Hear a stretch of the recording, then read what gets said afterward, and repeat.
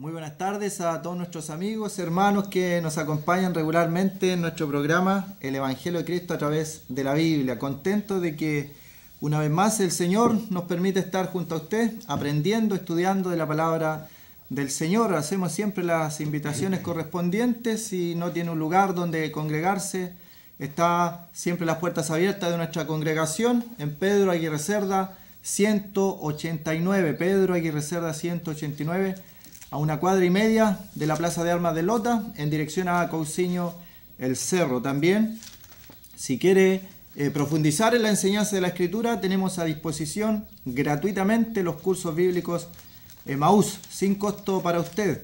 Así que si siente el interés de realizar estos cursos, de estudiar, de aprender la palabra del Señor, son cursos por correspondencia, se le entrega un libro y un examen, y solamente luego entrega el examen, se queda con el libro. No hay compromiso alguno para la persona que haga estos cursos, va a ser de beneficio espiritual para usted, de enseñanza, de aprendizaje, y va a poder tener el libro y repasar una y otra vez las enseñanzas que ha aprendido. Repetimos, gratuitamente, sin ningún costo para usted, sin ningún compromiso.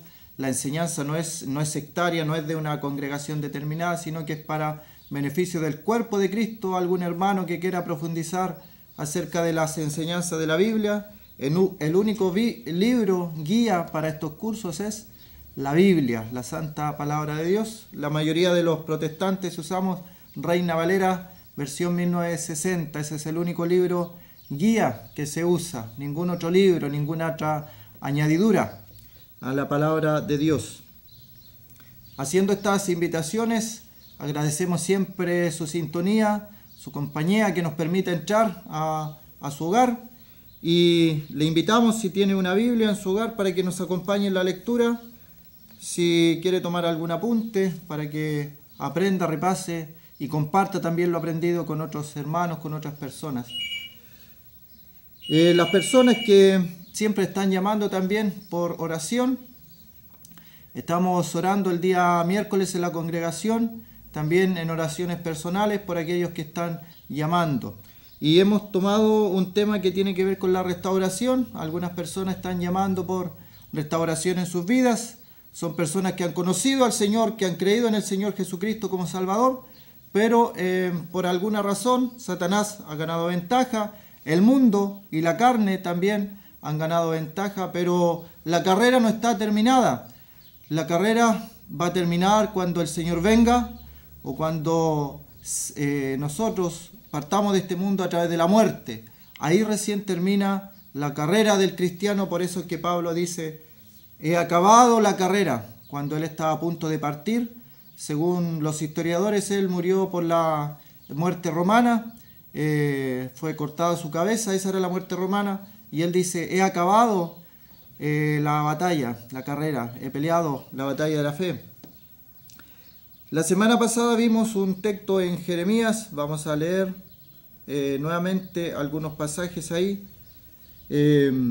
Dice el capítulo 4, en Jeremías 4: si te volvieres, oh Israel, capítulo 4, verso 1, si te volvieres, oh Israel, dice Jehová, vuélvete a mí. Y si quitares de delante de mí tus abominaciones. Aquí hay una reflexión acerca de la restauración. ¿Qué significa la restauración?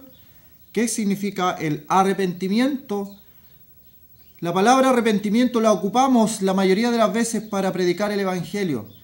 Que el Evangelio es poder de Dios para salvación a todo aquel que cree. Al judío, dice el pasaje, primeramente, luego al griego. Se ocupa también la palabra arrepentimiento, que significa volverse, dar la media vuelta. Pero también la palabra arrepentirse, arrepentimiento, es aplicable con todas sus letras a una persona que ha conocido al Señor, pero que hoy día anda lejos, anda apartada de los caminos del Señor, que vive de recuerdos, de cosas que alguna vez hizo para el Señor. Así que vamos a leer este texto, capítulo 4 de Jeremías, el verso 1. Dice: si te volvieres, tenemos que ver que este texto se le dice a Jerusalén, a una ciudad, es aplicable a una persona, y la decisión de volverse solamente pasa por la persona. Vimos la vez pasada el hijo pródigo, cuando volvió en sí, cuando en su mente, cuando él en su raciocinio se dio cuenta que estaba muy mal. Vivía él en su casa, en su hogar, tranquilamente, tenía una familia, tenía siervos que lo atendían, pero él quiso irse del lado de la casa de su padre. Y cuando él volvió en sí, casi termina comiendo la comida de los cerdos, de los chanchos. Pero él volvió en sí. Y eso es lo que quiero que reflexionemos. El volver en sí. La palabra que ocupa aquí dice, si te volvieres, tú vas en una dirección. Y el Señor, amigablemente primero, luego a veces cuando ama mucho a la persona le llama con mano fuerte, con mano poderosa, a través de circunstancias extremas. Algunas personas nos ha llamado a través de un accidente fuerte, a estar en un hospital, en una cama, al borde de la muerte, que nos den una mala noticia, que nos digan, vas a quedar para siempre en una cama postrado, vegetal. El Señor a veces habla con voz fuerte, con mano poderosa. Pero ¿cuál es el fin? El fin es tomar a una persona, traerla para sí y darle todas las bendiciones que tiene el Señor para nosotros. A veces se escucha hablar y se escucha decir, Dios tiene un plan maravilloso para tu vida y se le pronostica muchas cosas buenas. Pero sabe que la mayoría de las vidas cristianas muchas veces están llenas de tragedias, porque el enemigo no descansa y pone trabas, una y otra traba. Podemos pensar en Esteban y decir a Esteban, Dios tiene un plan maravilloso para tu vida. ¿Y qué le pasó a Esteban? Lo apedrearon, le dieron de pedradas hasta la muerte. Podemos pensar en Jacobo, el hermano de Juan el apóstol. Dios tiene un plan maravilloso para tu vida, Jacobo. Y él fue puesto en cárcel, fue sacado de la cárcel solamente para ser traspasado a espada.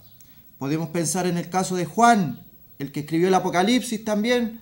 Dios tiene un plan maravilloso para tu vida, Juan. ¿Y qué le pasó a Juan? Murió solitariamente en una isla, en Patmos, desterrado, en una cárcel que tenía en esa isla el Imperio Romano. Allí murió Juan.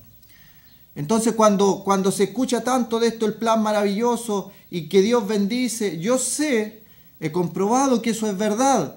Dios le provee de cosas a sus hijos abundantemente. Nunca tenemos necesidad de nada, nunca nos ha faltado nada. Es una verdad. Pero enfocar el Evangelio en eso es un error, porque el Evangelio del Señor Jesucristo se enfoca en la salvación de un alma. El alma vale más que todos los tesoros del mundo, que todos. El alma tiene un valor incalculable, de tal forma que Dios tuvo que enviar a su propio Hijo para morir en la cruz del Calvario por nuestra alma, por salvar, por redimir nuestra alma. Y las personas son convertidas al Señor, son salvadas por su gracia, creen en el Señor Jesucristo, reciben al Señor en su corazón, algunos se han bautizado, comienzan a participar en una congregación y luego viene el enemigo y los ataques. Y muchas veces no estamos preparados para los ataques del enemigo y nos pone tropiezo y caemos, y ahí viene donde se experimenta la restauración del Señor. La restauración del Señor. Si una persona confiesa a Cristo el Señor como su Salvador y vive y sigue viviendo y sigue practicando el pecado, estamos en presencia de poder dudar de la conversión de esa persona.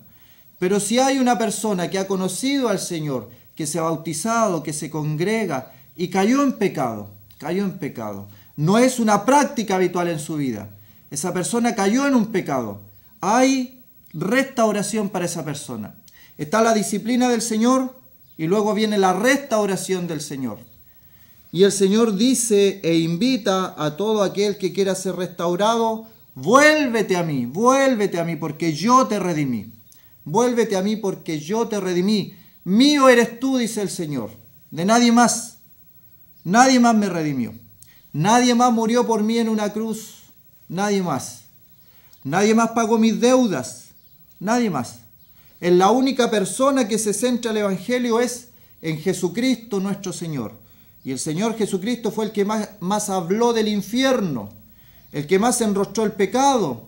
Él nunca ocultó el pecado en una persona, les enrostraba el pecado a las personas, pero también les decía que Dios es amor, Dios ama de tal forma a este mundo que ha dado a su Hijo unigénito para que todo aquel, no hay exclusión de ninguna persona, para que todo aquel que en Él cree no se pierda, mas tenga vida eterna. Porque no envió Dios a su Hijo al mundo para condenar al mundo, sino para que el mundo sea salvo por Él.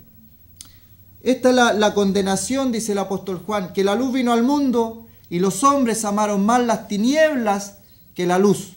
¿Por qué? Porque sus obras eran malas.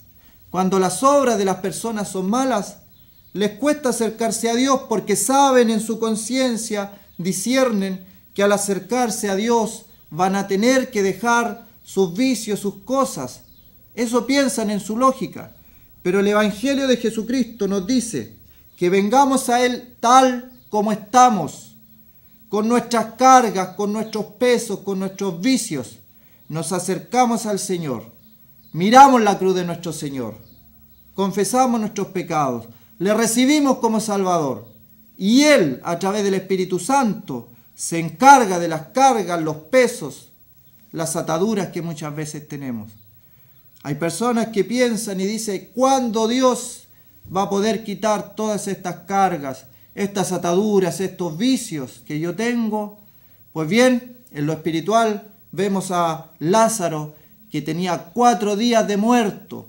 4 días, estaba hediondo ya, olor a muerte, y estaba atado. Y el Señor le dijo, Lázaro, ven fuera. Y el que había muerto salió atado de pies y manos. Tenía todo atado. A veces estamos en este mundo atados por el pecado. Hay ataduras en lo espiritual. Hay pecados regalones que no se quieren dejar. El Señor dice, vengan tal como están, con todas sus cargas, con todo su peso de pecado. Y cuando reciben al Señor Jesucristo, reciben también el Espíritu Santo. Y el Espíritu Santo y la unción del Espíritu, dice, rompe todo yugo. La unción del Espíritu.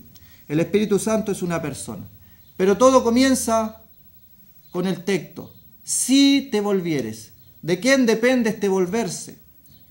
Hay personas que dicen, estoy esperando que Dios me llame. Es una verdad que Dios lo va a llamar. Pero también tenemos la otra verdad. Y Pablo, el apóstol, el gran apóstol, dice, yo no fui rebelde a la visión.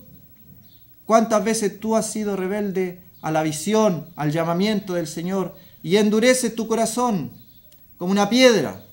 El Señor llama una, otra y otra vez. De una o dos maneras habla el Señor, pero el hombre no entiende, dice el libro de Job. A veces incluso dice con enfermedad, pero está hablando Dios. Si te volvieres, oh Israel, dice Jehová, vuélvete a mí. ¿A quién debemos volvernos? ¿Acaso nosotros alguna vez te hemos ofrecido una religión? ¿Hemos defendido un letrero? Jamás. Jamás tú has escuchado en este programa. Predicamos a Cristo y a este crucificado. Si no tienes una congregación, bienvenido. El Señor Jesucristo vino al mundo a salvar a los pecadores. El Señor Jesucristo vino a salvar a los pecadores. Las personas que dicen, por ejemplo, es que ¿cómo Dios me va a salvar a mí si yo soy tan pecador? Estás en primera fila para que el Señor pueda realizar la obra de salvación en tu vida. Si te volvieres, oh Israel, puedes poner tu nombre. Si te volvieres, oh Pedro, dice Jehová, vuélvete a mí, vuélvete a mí. Son actitudes de la persona, volverse al Señor. La soberanía de Dios llama, está llamando, siempre está llamando. El Espíritu del Señor está hablando a tu vida, a tu corazón. Lo está haciendo. Y tú has sabido que a veces está hablando el Espíritu a tu vida y rechazas el mensaje de salvación. Pero luego viene una parte y dice, si quitares de delante de mí tus abominaciones. Todo esto tiene que ver con la actitud del hombre. Hay dos verdades en la Escritura. Hay dos verdades. Dios dice que Él es el que busca al hombre. Con amor eterno te he amado, desde el vientre de tu madre te escogí. Pero está la otra verdad en la Escritura que la vemos. Que la Escritura habla de hombres, habla de mujeres como tú y como yo, sujetos a pasiones, hombres pecadores, hombres que caían, hombres que se levantaban y volvían a caer a veces, como el caso de Sansón, una y otra vez. Pero, ¿dónde está el secreto? Es que el Señor es el que hace la obra a quien que está dispuesto con su corazón. Y dice, por ejemplo, el caso de Lidia, que Dios abrió el corazón de Lidia para que ella estuviera atenta a la palabra. Pero luego vemos cómo Lidia recibió al Señor en su corazón y mostró pruebas y obras de su conversión y invitó a los apóstoles para que quedaran en su casa. Al instante. Tenemos las dos verdades. Hay gente que dice, no, Dios, si me va a salvar, va a llegar mi momento. Pero no lo buscan. Y el profeta dice que busquemos a Jehová, busquemos al Señor. Si te volvieres, oh Israel, dice Jehová, vuélvete a mí, y si quitares de delante de mí tus abominaciones. Y ahí tenemos que hablar del tema del pecado. Vamos a hablar del tema del pecado. ¿Cuántas veces se ha quitado esta palabra de los púlpitos de nuestras congregaciones? Hay creyentes, hay hermanos que predican, pero no mencionan la palabra. La cambian por un error para no ofender a la gente, para que la gente no se vaya de las congregaciones, para no ofender el corazón de las personas. Prefieren tener congregaciones llenas de personas que están a gusto en sus congregaciones, pero nunca enrostran el pecado. Por lo tanto, hay personas que piensan que están a cuentas con Dios, pero viven en adulterio. Piensan que están a cuenta con Dios, pero están en fornicación. Están en la práctica de un pecado. Piensan que están a cuenta con Dios, pero son chismosos. Piensan que están a cuentas con Dios, pero mienten a todo el mundo. Le deben a cada persona algo. Pero piensan que están a cuentas con Dios por estar en una congregación. ¿Qué es realmente la conversión del hombre? ¿Qué es realmente la transformación de una persona? ¿Acaso no tenemos el ejemplo de la palabra metamorfosis, de la transformación? Que tenemos el ejemplo tan hermoso de una mariposa, como siendo una larva, luego sufre una transformación y se convierte en una mariposa, se convierte, ahí está la palabra, se transforma, sufre una metamorfosis, se convierte en algo que antes no era. Esa es la idea de la conversión. Tener un animal terrestre, de tierra, que no puede despegarse de ahí de la tierra, y luego de la transformación, de la metamorfosis que sufre, se convierte en una mariposa, volando por aquí, por allá, hermosa. Entonces, eso es la conversión, eso es la transformación, eso es el volverse. Pero aquí hay una parte que le corresponde a usted: reconocer delante del Señor que estamos en pecado, que somos pecadores. Y alguien dirá, pero yo no le hago mal a nadie. Usted no sabe lo que yo ayudo a mi vecino, soy un buen padre, soy un buen hijo, en el colegio soy un buen apoderado, cumplo con todo. Usted no sabe, yo hago y trato de hacerlo mejor. José de Arimatea era una excelente persona, pero tuvo que conocer al Señor Jesucristo como su Salvador personal. Nicodemo era un doctor y también tuvo que reconocer que no había nacido de nuevo, le faltaba eso. El ser buena persona no es algo que se convierta en cristiano una persona. Una buena persona puede estar en sus delitos y pecados y partir a la eternidad y estar en el infierno, una buena persona. La misma María, que se le exalta en algunas religiones, ella dice que vio la bajeza de su sierva, dice María. Ha mirado la bajeza de su sierva. Ella también reconoció en un momento su bajeza, su indignidad, y reconoció al Señor como su Salvador. Entonces tenemos esta verdad. Vive Jehová, dice, en verdad, en juicio, en justicia. Tenemos a un Dios justo, a un Dios soberano, a un Dios que delante de Él no puede estar el pecado, pero Él ha provisto una salvación a través del Señor Jesucristo. ¿Quieres convertirte al Señor? Cree en el Señor Jesucristo y serás salvo, tú y tu casa, dice Hechos capítulo 16. Cree en el Señor Jesucristo y serás salvo. No dice repite esta oración, no te vamos a decir repite esta oración. No te vamos a decir cumple estos mandamientos. Deja de comer estos alimentos como algunas religiones lo hacen. La Biblia dice, ¿qué puedo hacer para ser salvo? Cree en el Señor Jesucristo y serás salvo. ¿Cómo se cree, dirá alguno? Donde radican todos los sentimientos, las emociones, es en nuestro corazón. Amar al Señor con todo nuestro corazón, con toda nuestra mente, con todas nuestras fuerzas. Ahí está todo. Si te volvieres, oh Israel, vuélvete a mí, si quitares delante de mí tus abominaciones. Hay que tratar ese tema. Hay que tratar el tema de tu vida en pecado. Para la conversión hay que tratar el tema. En la antigüedad se convirtieron magos. Habían magos también en la antigüedad. Habían brujos, habían adivinos. ¿Qué es lo que hacían ellos cuando se convertían al Señor? Traían sus libros de magia que valían mucho dinero y los traían ahí y los quemaban. Había una conversión. Había el dejar lo antiguo y buscar lo nuevo. Esa es la conversión. No que buscar lo nuevo, pero también seguir con las cosas antiguas. Es dejar lo antiguo, buscar lo nuevo. Si quitares tus abominaciones y no anduvieres, dice, de acá para allá. Si no anduvieres de acá para allá.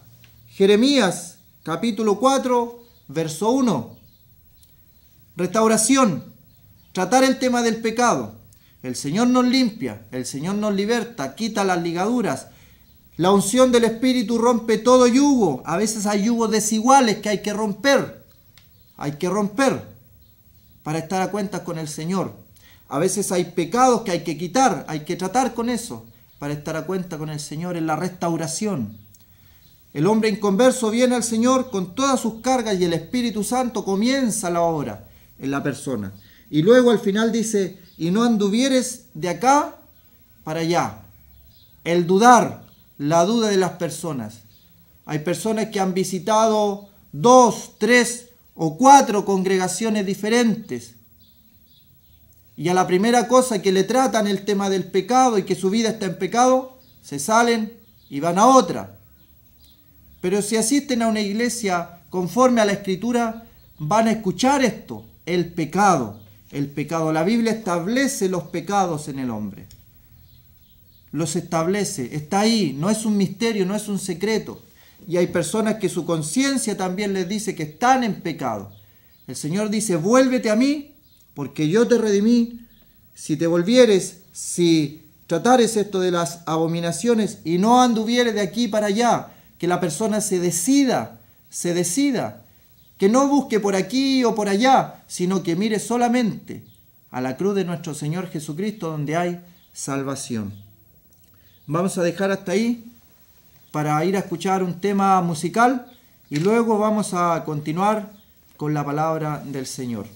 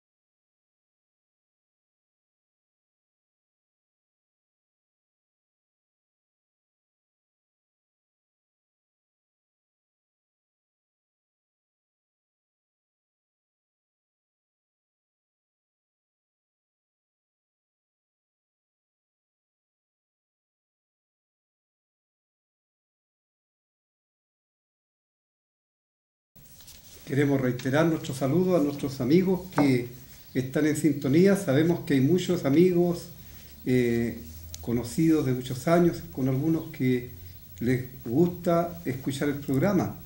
Deseamos realmente que usted pueda entender el mensaje y que ojalá usted pueda volverse a Cristo y encontrar la salvación y el perdón de sus pecados, que es la meta de este programa, presentar la buena noticia. El Evangelio significa buena noticia, una buena nueva. La buena noticia es de parte de Dios para la humanidad. Estamos estudiando en el libro de los Hechos de los Apóstoles, donde vemos la narración de las actividades de la Iglesia por el poder del Cristo resucitado, obrando a través de sus siervos. Y alcanzamos a leer hasta el versículo 16 del capítulo 9, en la conversión de Saulo de Tarso. Vamos a continuar desde el versículo 17 hoy día. Dice: fue entonces Ananías y entró en la casa y poniendo sobre él las manos dijo: hermano Saulo, el Señor Jesús que se te apareció en el camino por donde venías me ha enviado para que recibas la vista y seas lleno del Espíritu Santo. Al momento le cayeron de los ojos como escamas y recibió al instante la vista y levantándose fue bautizado. Y habiendo tomado alimento recobró fuerzas y estuvo Saulo por algunos días con los discípulos que estaban en Damasco. Enseguida predicaba a Cristo en la sinagoga diciendo que éste era el Hijo de Dios. Y todos los que le oían estaban atónitos y decían: ¿no es este el que asolaba en Jerusalén a los que invocan este nombre? ¿Y a eso vino acá, para llevarlos presos ante los principales sacerdotes? Pero Saulo mucho más se esforzaba y confundía a los judíos que moraban en Damasco, demostrando que Jesús era el Cristo. Pasados muchos días, los judíos resolvieron en consejo matarle, pero sus asechanzas llegaron a conocimiento de Saulo, y ellos guardaban las puertas de día y de noche para matarle. Entonces los discípulos, tomándole de noche, le bajaron por el muro, descolgándole en una canasta. Cuando llegó a Jerusalén, trataba de juntarse con los discípulos, pero todos le tenían miedo, no creyendo que fuese discípulo. Entonces Bernabé, tomándole, lo trajo a los apóstoles y les contó cómo Saulo había visto en el camino al Señor, el cual le había hablado, y cómo en Damasco había hablado valerosamente en el nombre de Jesús. Y estaba con ellos en Jerusalén, y entraba y salía, y hablaba denodadamente en el nombre del Señor, y disputaba con los griegos, pero éstos procuraban matarle. Cuando supieron esto, los hermanos le llevaron hasta Cesarea y le enviaron a Tarso. Entonces las iglesias tenían paz por toda Judea, Galilea y Samaria, y eran edificadas andando en el temor del Señor, y se acrecentaban fortalecidas por el Espíritu Santo. Aconteció que Pedro, visitando a todos, vino también a los santos que habitaban en Lida, y halló allí a uno que se llamaba Eneas, que yacía 8 años que estaba en cama, pues era paralítico. Y le dijo Pedro: Eneas, Jesucristo te sana, levántate y haz tu cama. Y enseguida se levantó. Y le vieron todos los que habitaban en Lida y en Sarón, los cuales se convirtieron al Señor. Había entonces en Jope una discípula llamada Tabita, que traducido quiere decir Dorcas. Esta abundaba en buenas obras y en limosnas que hacía. Y aconteció que en aquellos días se enfermó y murió. Después de lavada la pusieron en una sala. Y como Lida estaba cerca de Jope, los discípulos, oyendo que Pedro estaba allí, le enviaron 2 hombres a rogarle: no tardes en venir a nosotros. Levantándose entonces Pedro fue con ellos, y cuando llegó, le llevaron a la sala donde le rodearon todas las viudas, llorando y mostrando las túnicas y los vestidos que Dorcas hacía cuando estaba con ellas. Entonces, sacando a todos, Pedro se puso de rodillas y oró, y volviéndose al cuerpo dijo: Tabita, levántate. Y ella abrió los ojos, y al ver a Pedro se incorporó. Y él, dándole la mano, la levantó. Entonces, llamando a los santos y a las viudas, la presentó viva. Esto fue notorio en toda Jope, y muchos creyeron en el Señor. Y aconteció que se quedó muchos días en Jope, en casa de un cierto Simón Curtidor. Deseamos que esta lectura pública, lo que ya se ha presentado en la primera parte, y esta presente lectura pública sea de beneficio para todos nosotros, tanto para los que escuchan como para nosotros también, los que estamos acá leyendo y explicando lo que es la palabra de Dios, porque para todos nosotros es la palabra de Dios. Nadie queda exento de ella. Como habíamos visto en la semana anterior, el encuentro de Saulo. Saulo es el nombre helenizado de Pablo, con el Señor en el camino a Damasco. Y quiero resumir brevemente para las personas que hayan olvidado o que no estuvieron escuchando el jueves anterior. Saulo, más o menos se cree que en este tiempo Saulo tendría unos 30 años, era un joven, un fariseo muy celoso que aventajaba mucho a sus contemporáneos en cuanto a su religión. Y él tenía gran odio contra el Jesús de Nazaret y contra los seguidores, lo cual él llamaba el camino. Y para su conocimiento personal, Jesús de Nazaret había sido muerto y estaba sepultado allí en un sepulcro en Jerusalén. Y ahora solamente quedaban los herejes que le seguían. Y de acuerdo a lo que él pensaba, era cosa de exterminar a aquellos que estaban sembrando este nuevo mensaje, y esto terminaría y sería un gran alivio y sería una gran victoria para su religión. Pero lo que no sabía él era que este Jesús, al que él consideraba muerto, él había resucitado, se había levantado triunfante al tercer día y estaba entronizado a la diestra en la majestad, en las alturas. Y Dios siempre ha obrado en consecuencia con las personas que tienen alguna dificultad para entender el mensaje de Dios. Dios, de todas maneras, Él revela de una forma mucho más clara, más nítida,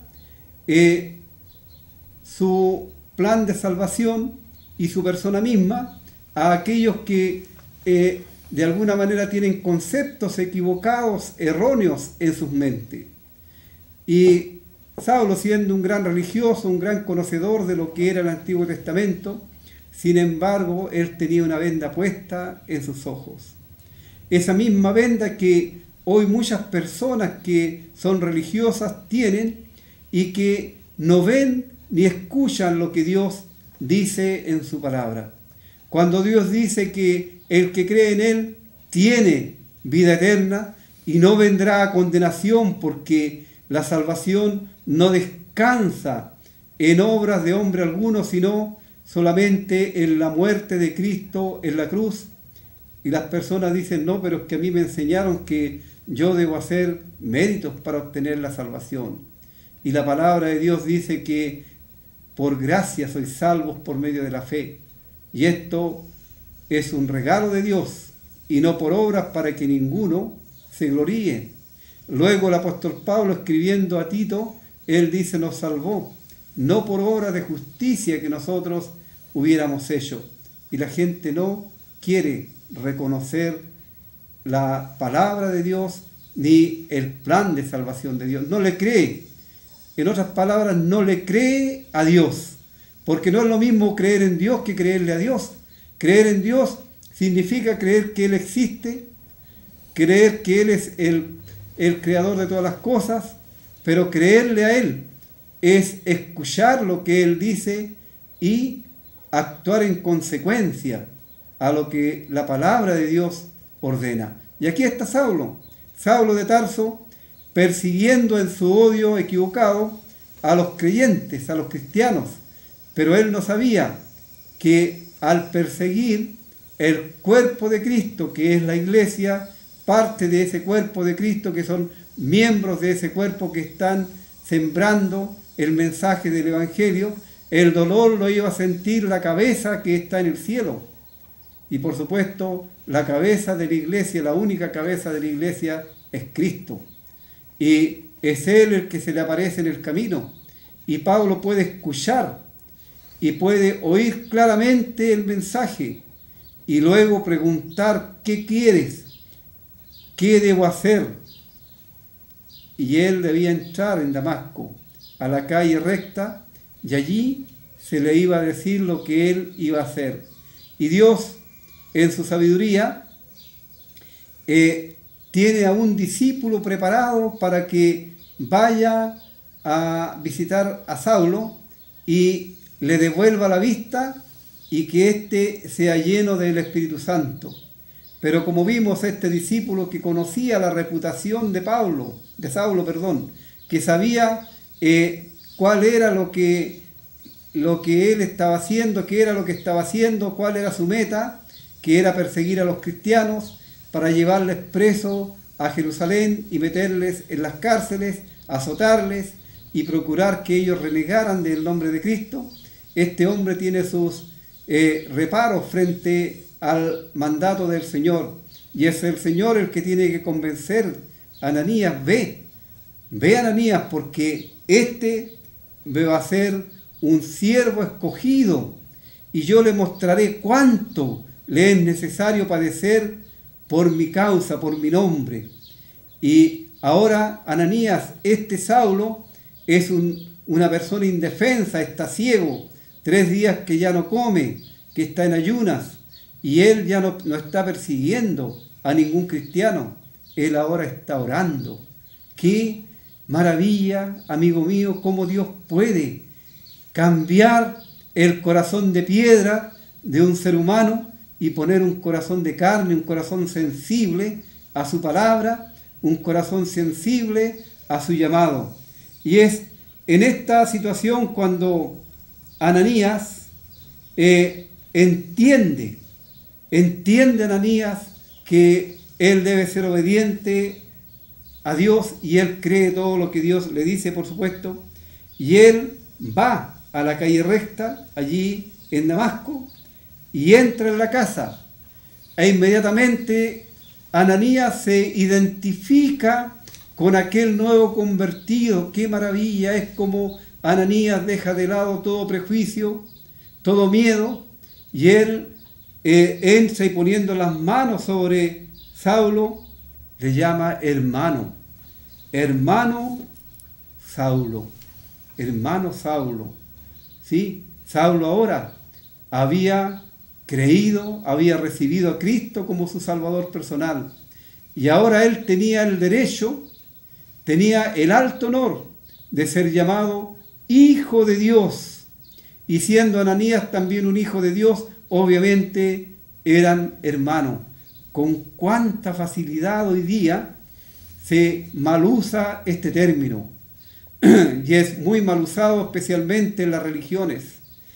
A cualquier persona se le llama hermano, y a veces se entra en un autoengaño, porque si una persona no ha nacido en la familia de Dios, no ha recibido a Cristo como su Salvador personal, no puede ser mi hermano, porque mi hermano es alguien que es hijo de mi mismo Padre, y si no es así, entonces no es mi hermano. Dios no tiene entenados, tiene hijos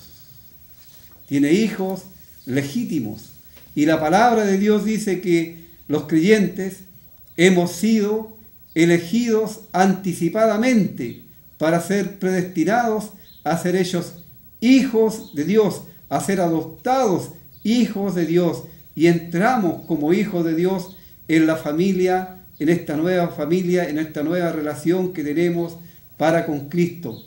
Y qué maravilla es como con cuánta sinceridad este discípulo llama a Saulo, al ex perseguidor, hermano, y luego le dice cuál es su misión. Y Ananías dice: el Señor Jesús, que se te apareció en el camino por donde venías, me ha enviado para que recibas la vista y seas lleno del Espíritu Santo. Esta es la misión, Saulo, que me trae hasta aquí donde tú estás. Es Jesús, el mismo Jesús que se te apareció a ti en el camino. Fue necesario, querido amigo, que Jesús mismo mostrara a Saulo su parte de su gloria en aquel resplandor. Y Saulo entendió, Saulo comprendió, y Saulo fue transformado para honra y gloria del nombre de Dios. Y vemos aquí otra cosa que no podemos ni debemos dejar pasar de largo, es que Dios, en su amor, en su misericordia, no usó un apóstol, no usó a un dignatario de la iglesia allí en Jerusalén o en otro lugar para enviar a cumplir esta misión con respecto a Saulo, para que Saulo recibiera la vista y fuera lleno del Espíritu Santo.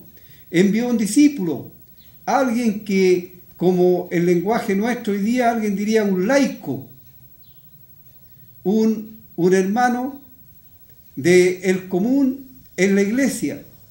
Y podemos decir que en la iglesia de Dios, que es el cuerpo de Cristo, no hay rangos jerárquicos. Esos rangos jerárquicos, de acuerdo a los historiadores, partieron desde el siglo II. Pero bíblicamente, de acuerdo a la palabra de Dios, no hay rangos jerárquicos. En la iglesia están los pastores, obispos o ancianos, que son los términos que se utilizan para referirse a los hermanos que el Señor ha puesto, que el Espíritu Santo ha elegido para que guíen al pueblo de Dios. Y están los diáconos, como el mismo apóstol Pablo escribe a la iglesia allí en Filipos, y él saluda a todos los santos con sus obispos y diáconos. Pero no son jerarquías, sino son trabajos, son labores que estos hermanos realizan para la obra y para la gloria de Dios. Nunca Dios ha establecido jerarquías en la iglesia. La iglesia no es una organización, la iglesia es un organismo. Una organización es muerto, en donde hay directivas, hay unos que tienen más autoridad que otros. La iglesia no. La iglesia en figura, en las Escrituras, es el cuerpo de Cristo. Cristo es la cabeza de la iglesia. Estoy hablando de la iglesia escritural. Cristo es la cabeza de la iglesia. Y cada uno de los creyentes somos miembros de ese cuerpo, puestos en él para cumplir un propósito, una misión que beneficia al cuerpo y a los demás miembros. Nunca para beneficio o lucimiento personal, porque en la iglesia toda la honra y toda la gloria debe ser dada solamente a aquel que la merece, al Señor Jesucristo, porque Él, dice la palabra de Dios, con su sangre nos ha redimido de todo pueblo, de toda nación, y para redimirnos, para rescatarnos, para comprarnos, Él tuvo que derramar su sangre en una cruz. Así es importante ver cómo aquí el Señor usa a un miembro de la iglesia, a un discípulo, para que vaya a cumplir esta misión. Él no llamó ni a Pedro, ni a Juan, ni a ninguno de los apóstoles, tampoco a ninguna otra persona que tuviera alguna distinción, sino a un miembro de la iglesia, como vuelvo a repetir, porque todos somos responsables del trabajo, del anuncio del Evangelio y de toda la labor espiritual y material que debe de realizarse y desarrollarse dentro de lo que es el pueblo de Dios. Así, al momento, dice el versículo 18, le cayeron de los ojos como escamas y recibió al instante la vista y levantándose fue bautizado. Esto también es muy importante. La palabra de Dios enseña que aquel que cree, aquel que recibe a Cristo como su Salvador personal, debe bautizarse, no para salvación, sino porque es salvado, como un acto de obediencia al mandato del Señor Jesús. Y luego, este nuevo creyente debe ser incorporado a una iglesia para que pueda participar de la cena del Señor, que son los 2 sacramentos o las 2 ordenanzas que Dios ha dejado para los creyentes. Hay muchas personas que dicen a veces creer en Cristo, que se han convertido, pero que jamás quieren bautizarse, porque el bautismo en sí es un acto de obediencia al mandato de Cristo. Es una identificación simbólica con el Cristo en su muerte, sepultación y resurrección. Y es también asimismo una proclamación del Evangelio sin palabra, porque se está proclamando que Cristo murió, que fue sepultado y resucitó. Y así el creyente resucita para andar en nueva vida con Cristo. Esta nueva vida comienza no cuando se bautiza, sino cuando recibe a Cristo como su Salvador personal. Y aquí Saulo se bautiza en obediencia al mandato del Señor.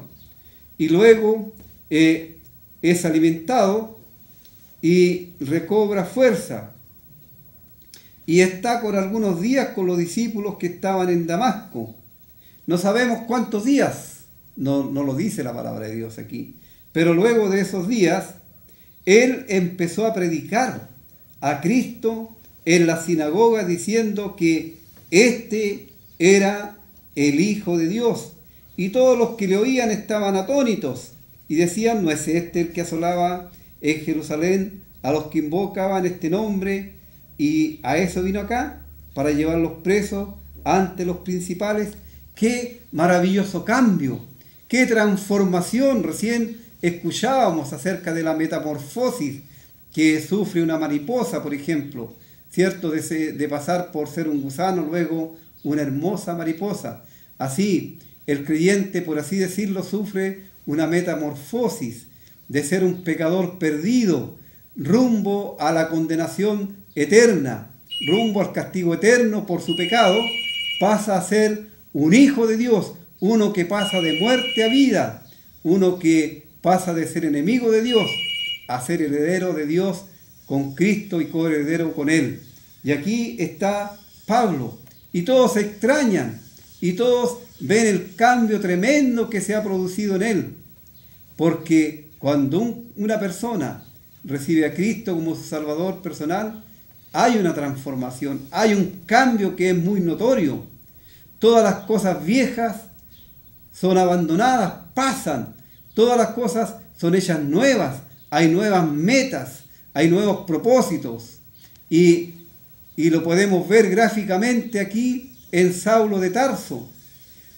Antes su meta era perseguir, tomar presos a los cristianos, meterlos en las cárceles, castigarlos y obligarlos a blasfemar, desconociendo por completo que Cristo era el Mesías. Pero vemos ahora el tremendo cambio.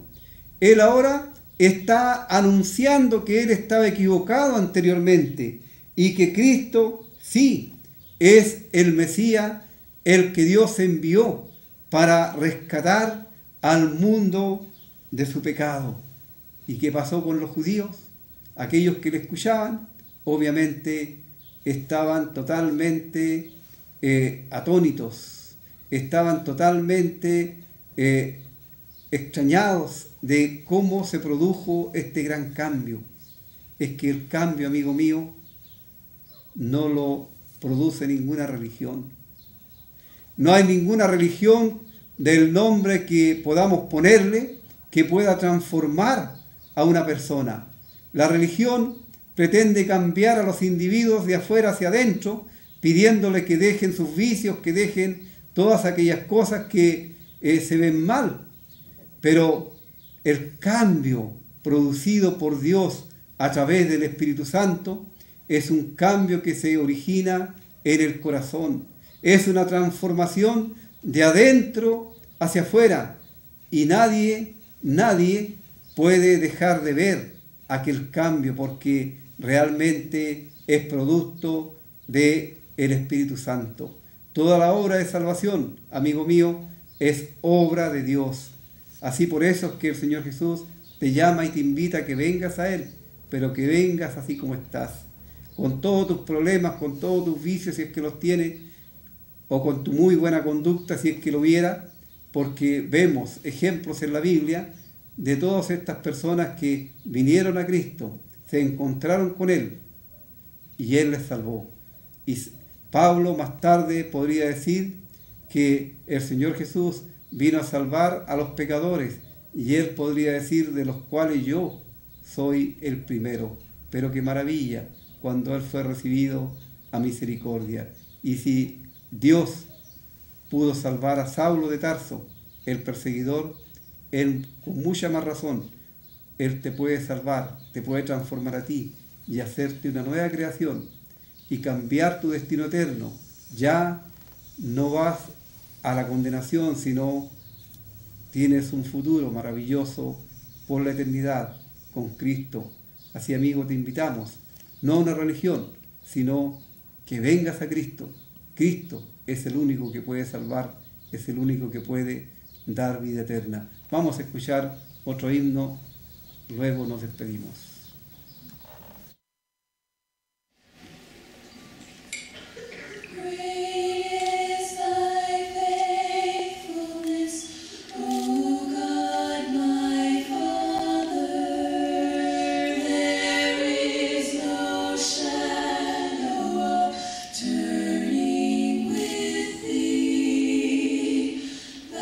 Changes not thy compassions.